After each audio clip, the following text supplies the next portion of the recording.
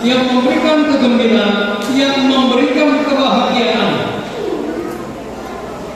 Namun ada bahaya dan mungkin ini sudah terjadi di dalam kehidupan orang percaya.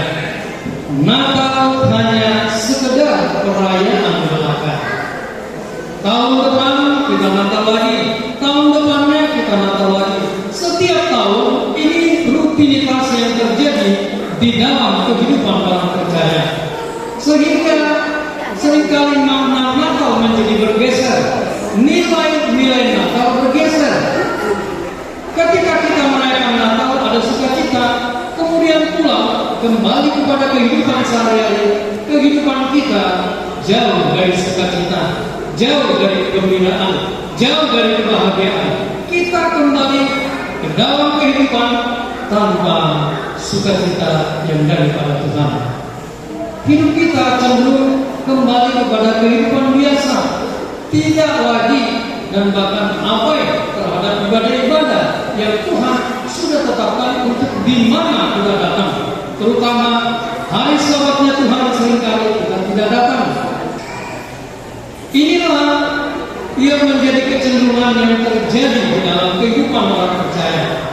Tetapi Tuhan lewat Natal hari ini menginginkan hal ini jangan lagi terjadi. Tetapi ini menumbuhkan rasa cinta, kerinduan kita yang lebih dalam untuk datang kepada Kristus, untuk datang memberi apa yang bisa kita berikan kepada Dia, sehingga hidup kita benar-benar bahkan dalam kehidupan sehari-hari ada sukacita, ada kegembiraan, ada ucapan syukur kepada Allah karena kita mengingat segala kebaikan Tuhan yang telah kita nikmati di dalam hidup ini.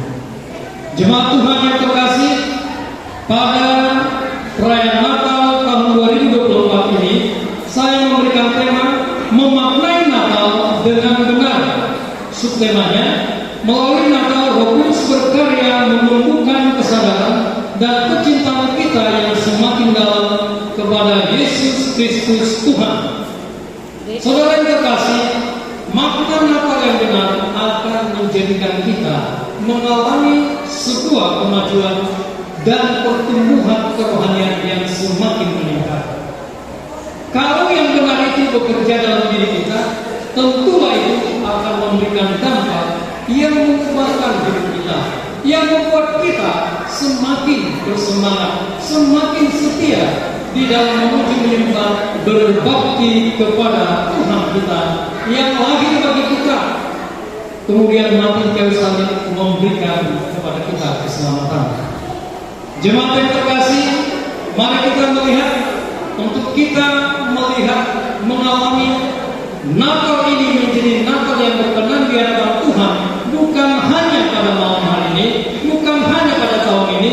Mari kita belajar bersama supaya kita bisa memaknai Natal dengan benar, dan ini benar-benar berdampak memberkati hidup kita, membuat kita semakin cinta kepada Yesus. Saudara yang terkasih, hal yang pertama saya bacakan Matius 1 ayat yang ke-21. Ia akan melahirkan seorang anak laki-laki, dan engkau akan menamakan dia Yesus, karena dialah yang akan menyelamatkan umatnya dari dosa mereka. Jemaat yang terkasih, makna Natal yang pertama, makna yang benar ketika kita merayakan Natal, Tuhan Allah ingin mengingatkan kita. Natal adalah misi penyelamatan yang dilakukan Allah. Natal adalah misi penyelamatan. Yesus datang ke dunia bukan sekedar lahir sebagai manusia, tetapi dia lahir dengan punya tujuan, misi yang diembannya daripada Allah Bapa, yaitu apa? Menyelamatkan manusia yang berdosa. Keselamatan tidak akan bisa kita capai tanpa Kristus.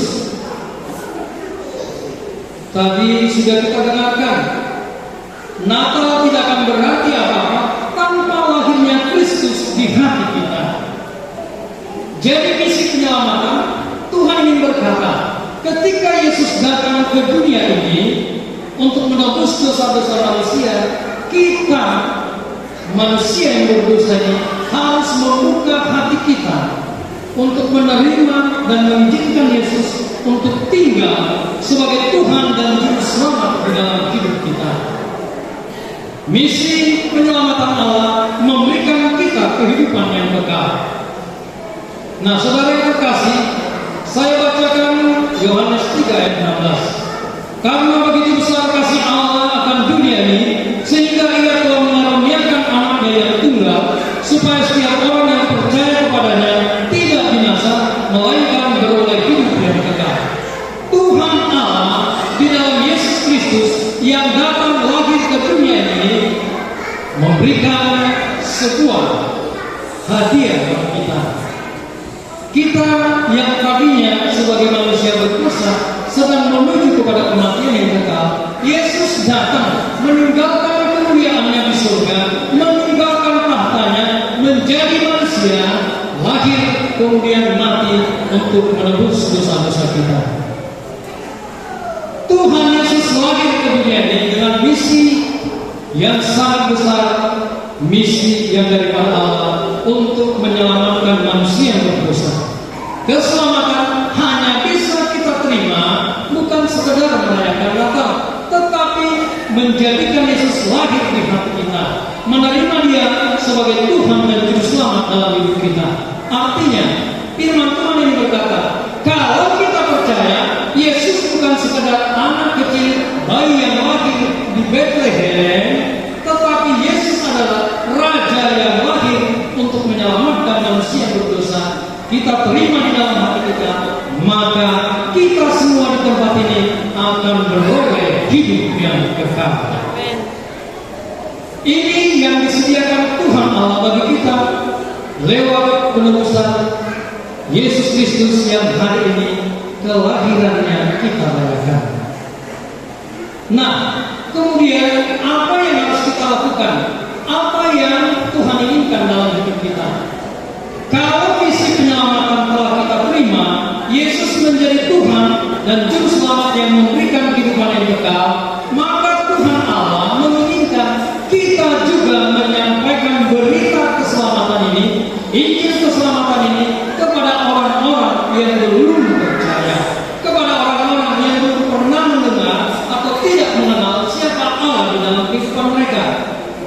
Ketika Injil kita sampaikan, kita sudah masuk dan bahkan ada di dalam misi penyelamatan Allah. Kita terlibat di dalamnya untuk memberitakan Injil supaya bukan hanya kita yang selamat, memiliki hidup yang kekal, tetapi orang-orang yang di luar sana, apapun agamanya, kalau Yesus belum ada di hati mereka, Injil itu belum diterima, maka kebinasaan akan menjadi milik mereka. Tugas kita, bagaimana orang-orang yang sedang menuju kepada kebinasaan, kita beritakan keselamatan dan Roh Kudus bekerja menjamah hati mereka sehingga mereka memiliki hidup yang kekal di dalam kehidupan mereka. Keselamatan itu juga menjadi milik mereka. Ini yang pertama, jemaat Tuhan yang terkasih, makna Natal. Jadi kalau kita Natal, Tuhan ingatkan, hai anak-anakku yang sudah beroleh hidup yang kekal, yang sudah dijamin masuk surga, ingat, jangan egois, ingat, jangan senang untuk diri kita sendiri. Lihat, masih banyak orang di luar sana yang belum mengenal Kristus. Ayo, pergi, bersaksi, ceritakan tentang Yesus. Hanya Dialah jalan kebenaran dan hidup, supaya orang lain yang mendengarnya menerima dan diselamatkan. Amin. Yang kedua, jemaat Tuhan yang terkasih, Matius 2 ayat yang ke-11. Maka masuklah mereka ke dalam rumah itu dan melihat anak itu bersama Maria ibunya, lalu sujud menyembah Dia. Mereka pun membuka tempat harta bendanya dan mempersembahkan persembahan kepadanya, yaitu emas, kemenyan, dan mur. Makna Natal yang kedua, makna Natal yang benar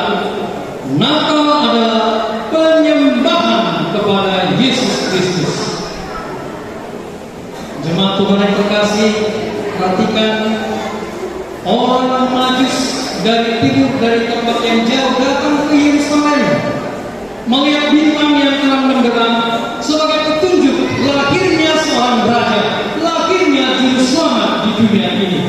Mereka meninggalkan tempat mereka yang jauh hanya untuk menyembah Yesus yang lahir di kandang domba.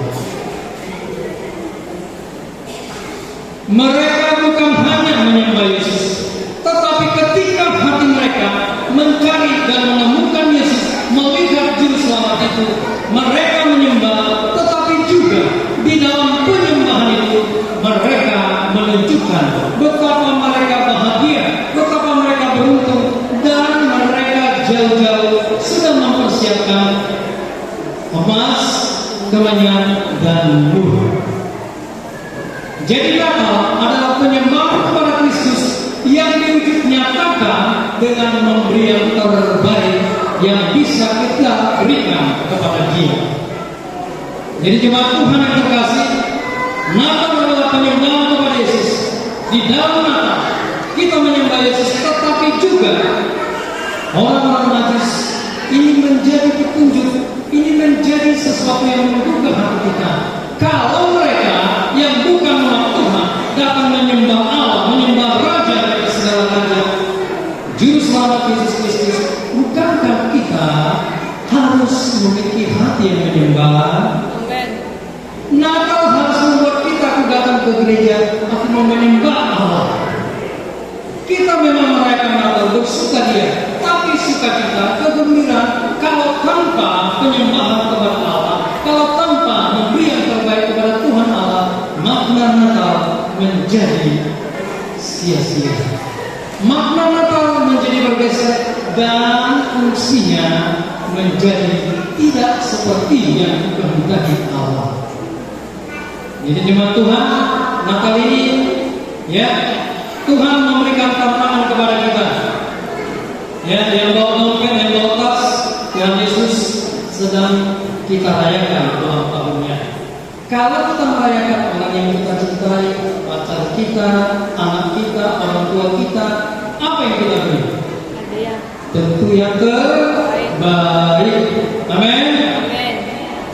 Nah, kalau kita datang ke gereja di Natal ini, kalau kita ingin menyembah Allah dan kita memaknainya dengan benar, menyembah dan mempersembahkan yang terbaik seperti yang dilakukan oleh Majus, maka selayaknya kita memberi yang terbaik pada hari ini.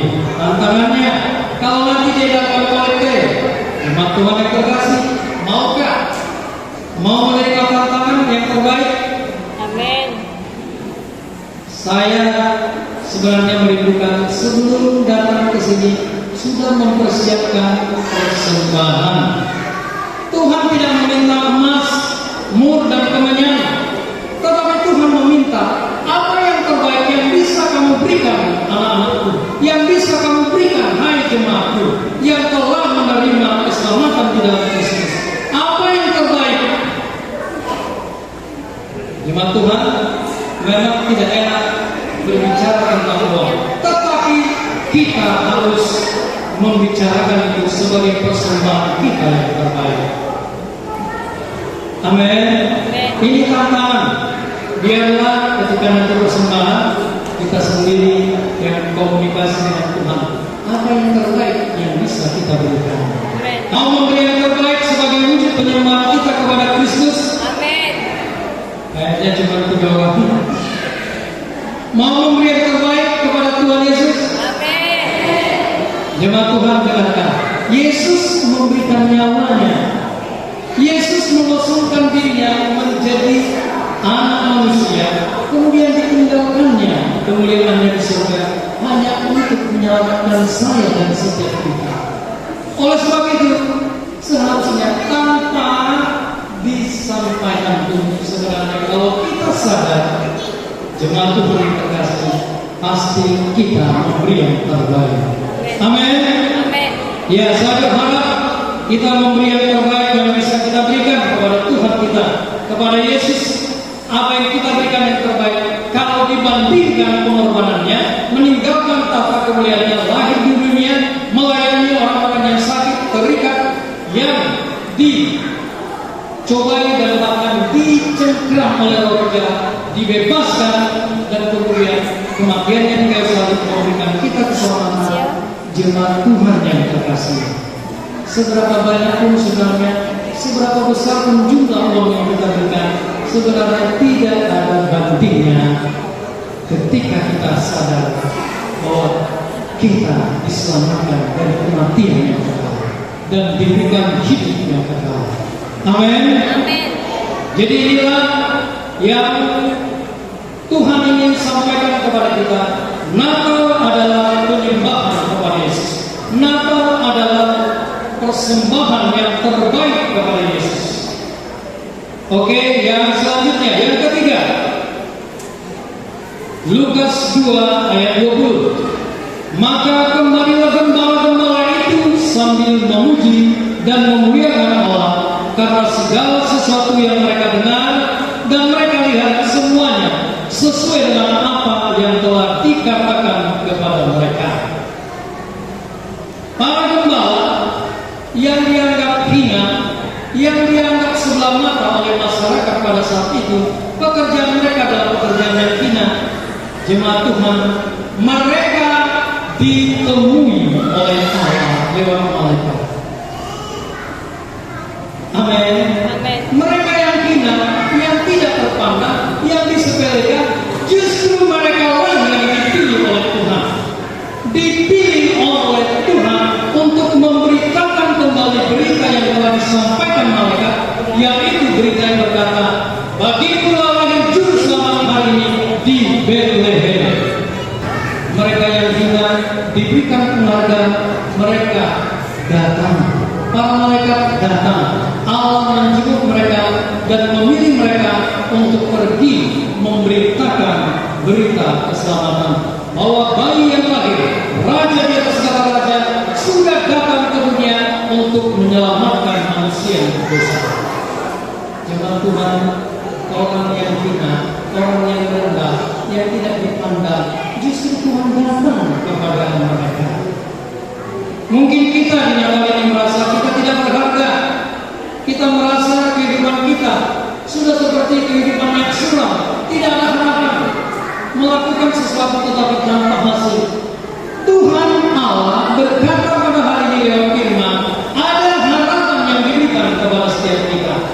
Kalau kita putus asa, kalau kita merasa mungkin rumah tangga kita seperti neraka, ya kehidupan di dalam keluarga ini menjadi kehidupan yang tidak menyenangkan dan bahkan kita tidak nyaman di dalam rumah kita sendiri. Tuhan Allah ingin berkata, hadirkan Yesus di dalam kehidupan kita supaya damai sejahtera Allah itu ada dan memelihara semua kita, anggota keluarga, dan kita mengalami perubahan di dalam hidup ini.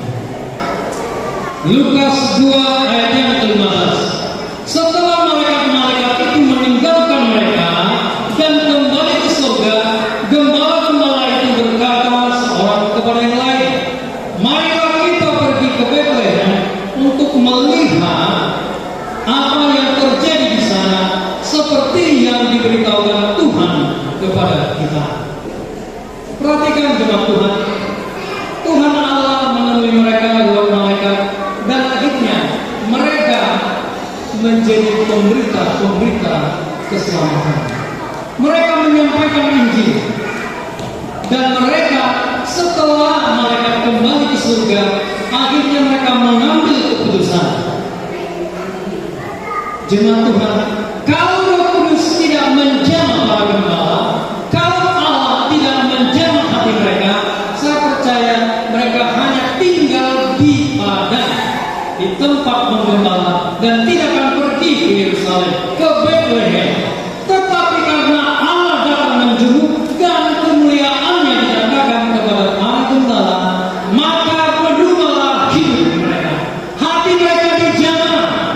Mereka mengambil keputusan, tinggalkan penggembala, pergi ke Bethlehem untuk melihat Yesus Raja yang layak dipuji disembah. Jemaat Tuhan yang terkasih, kita sulit untuk meninggalkan rumah, meninggalkan ladang, meninggalkan kesibukan kita. Seringkali kita datang di hari Sabat itu hanya Senin Kamis. Tuhan Allah yang berbicara kepada kita.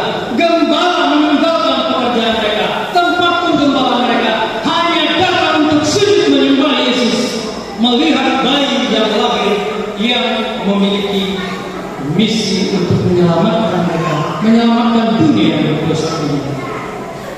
Jemaat Tuhan, supaya Natal ini bermakna, maka Tuhan ingin mengubah hati kita.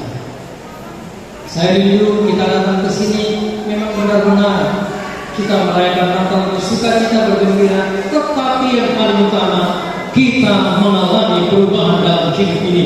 Yang malas menjadi rajin, yang acuh tak acuh mulai berpikir, yang suam-suam kuku memiliki komitmen, aku mau memberi yang terbaik. Kalau orang majus memberi yang terbaik kepada Yesus, aku mau hari ini tahun 2025 yang terbaik yang bisa berikan, waktuku, tenagaku, uangku, talentaku, semuanya aku mau persembahkan kepada Yesus. Orang majus mempersembahkan semuanya. Orang yang dipilih Tuhan yang hina para gembala meninggalkan ladang penggembalanya hanya untuk datang beribadah menyembah Yesus. Mari jemaat Tuhan, tahun 2025 jangan lagi malas, jadilah orang-orang yang setia beribadah. Temuilah Yesus di gereja ini, temuilah Yesus di bagian kudus ini, sembah Dia, berikan yang terbaik kepadanya, dan ceritakan tentang pengalaman kita, jamaah Tuhan yang dikerjakan pada saat dan setiap kita ibadah di gereja ini. Tuhan ingin kita tidak sekedar merayakan Natal.